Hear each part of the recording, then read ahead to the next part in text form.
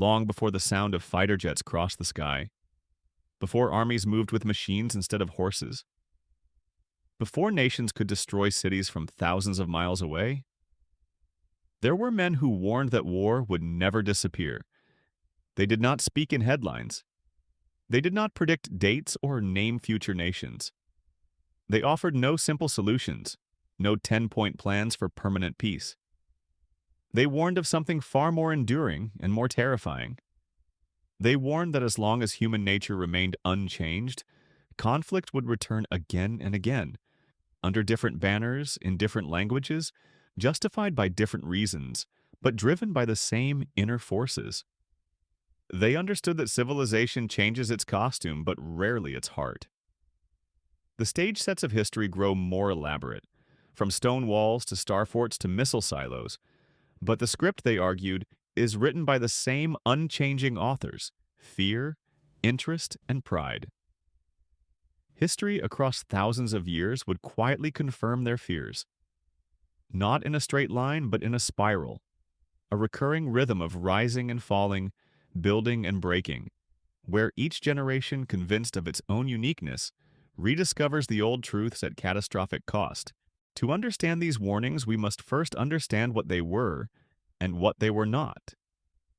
These were not mystical prophecies carved in stone by seers in a trance. They were not supernatural visions of the future demanding blind faith. They were fundamentally observations.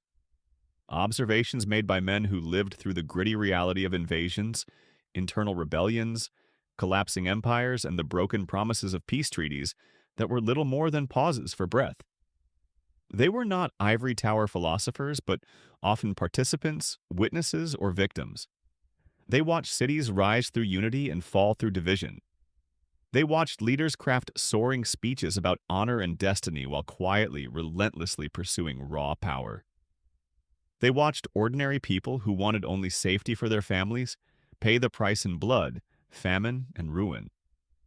What disturbed these observers most was not the violence itself, brutal as it was, but the chilling, repetitive familiarity of it each time it returned. The faces changed, the flags were different, but the dance steps were the same. Weapons evolved from bronze spears to iron swords, from cannonballs to guided missiles. Maps were redrawn, empires renamed, borders shifted. Rulers ascended with new titles: pharaoh, emperor, president, general secretary. But the catalog of reasons for war remained strikingly, despairingly consistent. Fear of losing control or being dominated by a rival. Desire for expansion, for resources, for strategic depth. Competition for finite goods, fertile land, waterways, gold, oil, technological edge. Pride wounded by insult, perceived disrespect, or a challenge to status. These observers concluded something deeply unsettling. War was not merely a failure of civilization, an aberration in an otherwise peaceful process. Rather, it was a recurring outcome of civilization, a perpetual shadow cast by the very structures of human society. Peace, they suggested, was the fragile exception. Conflict was the latent default. One of the earliest and clearest voices to systematize this idea was the ancient Greek historian Thucydides. Writing his history of the devastating Peloponnesian War, 431 to 404 BCE, between Athens and Sparta, he did something revolutionary for his time. He rejected the prevailing notion that the gods directed human affairs through omens and oracles. He did not blame capricious fate. He blamed human behavior, psychology, and the immutable dynamics of power. In his famous Melian dialogue, and throughout his work, he argued that wars are driven by three permanent, irresistible forces: fear, interest, and honor.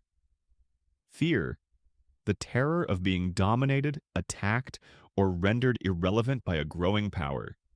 This was Sparta's visceral dread of Athens' expanding empire. Interest, the cold calculus of gain: territory, wealth, security, tribute. Honor, the intangible yet potent currency of prestige, reputation, and face. To back down from an insult was to lose standing, to invite further challenge. As long as these three forces exist, Thucydides believed war would remain not just possible, but probable. Not because people are inherently evil, but because power distorts perception, inflames ambition, and makes the safest course seem like the most dangerous one. His was a warning stripped of illusion. The strong do what they can, and the weak suffer what they must, and this dynamic itself is a primary engine of eternal conflict. Centuries later, as the Roman Empire, the very model of sustained power and Pax Romana, began its long, painful disintegration, another observer diagnosed the same disease but from a different angle, the spiritual and moral core. That observer was Augustine, Bishop of Hippo, 354 to 430 AD. Augustine lived during a terrifying time of collapse. Rome, the Eternal City, had been sacked by the Visigoths in 410 AD. The empire that had brought roads, laws, and a semblance of order to the known world was cracking apart under barbarian invasions, economic decay, and internal rot. Many Romans believed the empire had fallen because it had abandoned its old, stern gods for Christianity. Others saw it as simple bad luck, a turn of fortune's wheel. Augustine, in his monumental work The City of God, disagreed with both.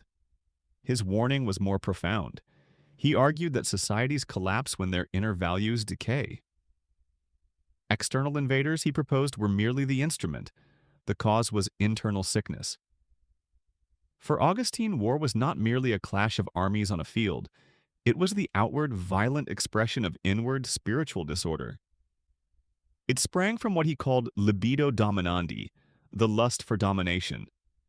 When greed replaces justice as a society's guiding principle, when pride replaces humility in the hearts of its leaders, when the pursuit of power replaces the exercise of responsibility, then conflict, both internal and external, becomes unavoidable. A society that is unjust at home cannot be peaceful abroad, for it projects its own inner turmoil onto the world. Augustine made a crucial distinction that echoes to this day. He warned that peace enforced through terror and domination, the peace of the desert, where nothing moves for fear of the lion, was never true peace. It was simply a temporary silence, a suppressed violence before the next inevitable eruption. True peace, he argued, was the tranquility of order, a harmony born of justice and right relationship, not of fear. His warning was a thunderclap directed at Rome, but its echo was meant for all future civilizations. No empire, no matter how powerful, no republic, no matter how well designed, could escape the cycle of war if it placed conquest above conscience and power above peace. What makes these ancient warnings so compelling and credible is how they emerged independently across cultures that had no contact with each other. It is as if different doctors, examining different patients on different continents, all wrote the same diagnosis. In ancient China, during the tumultuous Warring States period, philosophers like Confucius, Mencius, and Sun Tzu studied the relentless rise and fall of dynasties. They reached conclusions that mirrored those in the Mediterranean.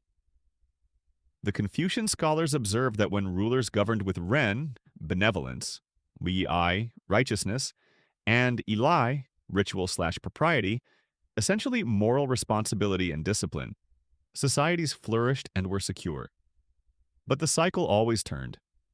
When leadership became corrupt and self-serving, Wei or falsehood, when the ruling elite disconnected from the suffering of the common people, when wealth concentrated in decadent courts while social trust and fairness collapsed, violence followed. Rebellion erupted not because new external enemies magically appeared, but because internal weakness, corruption, and injustice invited challenge. The mandate of heaven was withdrawn. Sun Tzu in The Art of War began with the deceptively simple maxim: war is a matter of vital importance to the state, the province of life or death, the road to survival or ruin. It was a sober, recurring test of a state's moral and material health. In the Middle East, historians like Ibn Khaldun, 1332 to 1406, in his Muqaddimah meticulously documented what he called the cycles of asabiyya, social cohesion. A group with strong communal bonds and austere virtue would rise, conquer, and establish a dynasty. Then, over generations, success would breed luxury. Luxury would erode cohesion, and the ruling class would become soft, corrupt, and disconnected. This decay of inner strength would then invite conquest by a new, tougher group with stronger asabiya, and the cycle would begin anew. War was the punctuation mark between these historical phases. In Africa, oral historians and griots preserved similar wisdom. Proverbs and stories warned of kings who lost the legitimacy conferred by justice and service, becoming predators upon their own people, thereby sowing the seeds of their own downfall and the community's destruction. From these disparate corners of the world, the same lesson echoed across the centuries. When power grows faster than wisdom, conflict is inevitable. When the outer trappings of civilization advance while the inner moral compass rusts, the road leads to the battlefield. War in this light was not an interruption of history's peaceful march. It was part of its fundamental rhythm, the brutal mechanism that reset the balance when the scales of justice and order had tipped too far into corruption and decay. By the dawn of the modern age, the Enlightenment, the scientific revolution, the rise of rationalism, a powerful new hope emerged. Many leading thinkers believed humanity had finally outgrown this ancient, brutal cycle. Science promised mastery over nature. The spread of education would dispel superstition and tribal hatred. Global trade created such deep interdependence that war would be irrational, tantamount to economic suicide. Democratic peace theory suggested that republics, accountable to their citizens, would not foolishly shed their blood. There was a widespread hope, even belief, that rational thinking and material progress would finally tame humanity's ancient instincts. Then came the 20th century. It delivered industrialized warfare where factories supplied the front and a relentless stream of shells and guns. It gave us mass conscription, turning entire populations into combatants. It culminated in weapons of such apocalyptic power, nuclear, chemical, biological, that they could kill millions in an afternoon and render the planet uninhabitable. The two world wars did not just kill unprecedented numbers, they shattered forever the naive belief that technological and political progress automatically guaranteed peace. The most advanced civilization on Earth had produced the most efficient slaughter in history. In this grim new light, scientists and psychologists, not just philosophers and historians, began to interrogate whether war was embedded in human biology and psychology. Sigmund Freud wrote pessimistically to Albert Einstein in 1932 that humans possessed a deep instinct for hatred and destruction. Einstein himself, whose equation E equals mc squared underpinned the atomic age, became one of the most poignant modern warners. Haunted by the role of science in creating the bomb, he spoke not as a strategist, but as a horrified humanist. He argued that technological advancement had achieved perfection of means, but was coupled with a profound confusion of goals. Humanity's moral and political development, he said, was a snail trailing a supersonic jet. Human beings, Einstein warned, still thought in primitive tribal terms, us versus them, in-group versus out-group, even as their weapons achieved global, species-ending scale. Ancient drives of fear, suspicion, and competition, when amplified by the power of modern technology and state bureaucracy, created a danger previous civilizations could not have dreamed of. He did not claim war was genetically unavoidable, but he issued a stark warning. Without a fundamental revolution in our thinking, without a transformation in how humanity understood security, power, and community, war would become unimaginably more destructive, not less frequent. The Cold War, with its doctrine of mutually assured destruction, was the perfect, terrifying validation of this concern. The ancient drivers of fear and honor were now coupled with weapons that could end history itself. When we examine the headlines of the 21st century, the invasions, the civil wars, the geopolitical tensions, through the lens of Thucydides, Augustine, and Ibn Khaldun, the ancient patterns emerge with disarming clarity. The political language has evolved into a complex jargon of international relations. We speak of national security instead of conquest, preemptive defense instead of expansion, maintaining stability, or spheres of influence instead of outright dominance.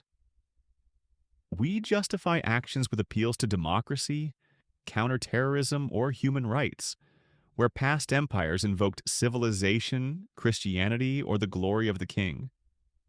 But beneath the sophisticated terminology, the ancient motors still hum. Fear, not just of invasion, but of losing cultural influence, economic primacy, or strategic advantage. The fear that a rival's gain is your inevitable loss. Interest, struggles over oil, rare earth minerals, fertile land, water rights, and control of crucial trade routes, now digital as well as physical. Honor/status, the intense sensitivity to perceived slights, the need to maintain credibility with allies and deterrence against adversaries, the public humiliation of a withdrawn red line. An ancient Greek or Chinese observer would not be surprised by these conflicts. They would not ask first, which side is right?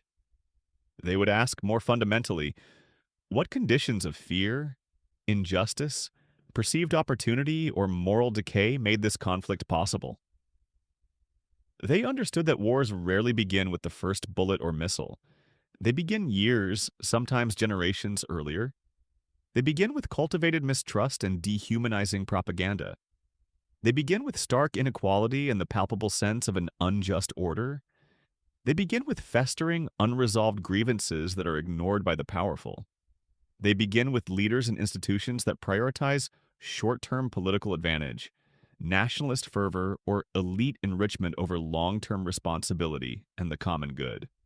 By the time the tanks roll and the drones are airborne, the war has, in a sense, already been decided in the realm of ideas, emotions, and failed politics. The violence is merely the physical manifestation of a pre-existing fracture. If these warnings are so consistent, so cross-culturally validated, and so tragically accurate, why are they perpetually ignored, generation after generation? The answer lies in the very human nature they describe. The warnings demand something profoundly difficult, honest, painful self-examination. It is always easier to identify an external enemy than to confront internal failures. Scapegoating is a powerful political narcotic. It is easier to build newer, more fearsome weapons than to build the institutions of restraint, dialogue, and shared security. It is easier for leaders to mobilize a population through fear of the other than to cultivate the difficult, patient wisdom required for genuine peace. It is easier to believe in the myth of one's own exceptionalism, that our nation, our ideology, our generation, is finally the one that has escaped the old traps, than to accept our vulnerability to the same old sins. The ancient thinkers understood this human weakness perfectly. They knew that societies, like individuals, have a powerful capacity for self-deception and pride. Warnings that challenge foundational myths, that implicate one's own side in the cycle of violence, are often rejected as unpatriotic, pessimistic, or naive. Furthermore, the pace of technological change creates a powerful illusion. With each new leap, from gunpowder to aerospace, from telegraph to internet, we are seduced into believing the game itself has changed. We confuse changing tools with changing rules, but the game of power, fear, and honor remains the same. We are just playing it with more destructive pieces on a larger board. Every generation looks at the stark warnings of the past and thinks, that was then. We are different now. We have the United Nations. We have international law. We have nuclear deterrence. We have social media. Until the next crisis proves once again that these are new tools in the hands of the same old human animal. The men who warned about endless war were not prophets in the mystical sense. They were, first and foremost, students. Students of human behavior, of political systems, of the long arc of history. They observed patterns across generations, the rhythmic dance of rise and fall, unity and fragmentation, peace and war, and recognized something deeply uncomfortable. The problem is not out there. The source of war is not a particular weapon, a hostile nation, or a malignant ideology that can be permanently vanquished. These are merely the forms it takes. War begins long before the first mobilization order. It begins in eroded values, in selfish decisions justified as realism, in political systems that reward aggression and punish compromise, in economic structures that create profound inequality and desperation, in the human heart's capacity for fear, greed, and the lust to dominate. History does not repeat because it is forced to by some deterministic law. It repeats because humanity forgets. It repeats because we read history as a story of then and them, not as a mirror for now and us. We remember the dates and the battles, but we forget the underlying conditions that made those battles inevitable. And so the warnings, spoken by a Greek historian in exile, an African bishop watching his world crumble, a Chinese sage advising a warlord, a physicist trembling at what his genius had unleashed, these warnings remain. They are not locked in the past. They are etched into the pattern of our present, waiting in the quiet moments before the next crisis, hoping to be remembered, hoping that this time we might finally learn.